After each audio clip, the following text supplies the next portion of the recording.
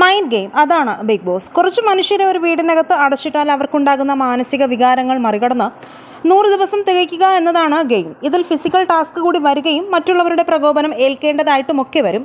അതും ഗെയിമാണെങ്കിലും പ്രകോപനം കൊണ്ട് ആരെയും ഉപദ്രവിക്കാൻ പാടില്ല, അതും നമ്മൾ ഓർമ്മിക്കണം അല്ലേ.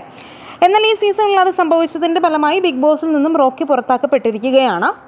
സിജോയെ തല്ലി എന്ന കുറ്റത്തിന് ബിഗ് ബോസ് റോക്കിയെ നേരിട്ട് പുറത്തേക്ക് വിടുകയും ചെയ്തു. എന്നാൽ ഈ പ്രശ്നത്തിൽ സിജോയും തുല്യ കുറ്റക്കാരനാണെന്നാണ് പൊതുവെയുള്ള സംസാരം.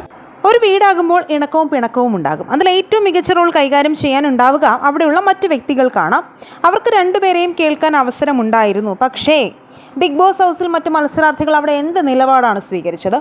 എന്ത് മാതൃകയാണ് കാണിക്കാനുള്ളത്? ഒരു പ്രേക്ഷക എന്ന നിലയിലുള്ള എൻ്റെ വ്യക്തിപരമായ അഭിപ്രായങ്ങളാണ് കേട്ടോ ഞാൻ ഈ പറയുന്നത്. ബിഗ് ബോസിലെ മത്സരാർത്ഥികളുടെ കാര്യത്തിൽ റോക്കി സിജോയെ ഇടിച്ചതാണോ അതോ സിജോ റോക്കിയെ പ്രൊവോക്ക് ചെയ്തതാണോ തെറ്റ് എന്നുള്ള കാര്യത്തിൽ തന്നെ ഇപ്പോൾ തന്നെ ഒരു ധാരണയില്ല. അതുപോലെ തന്നെ ബിഗ് ബോസ് ചെയ്യേണ്ടിയിരുന്നത് രണ്ടുപേരെയും ഒരുപോലെ വിളിച്ചിരുത്തി ഉപദേശിക്കണമായിരുന്നു, അതല്ലെങ്കിൽ വാണിംഗ് കൊടുക്കാമായിരുന്നു.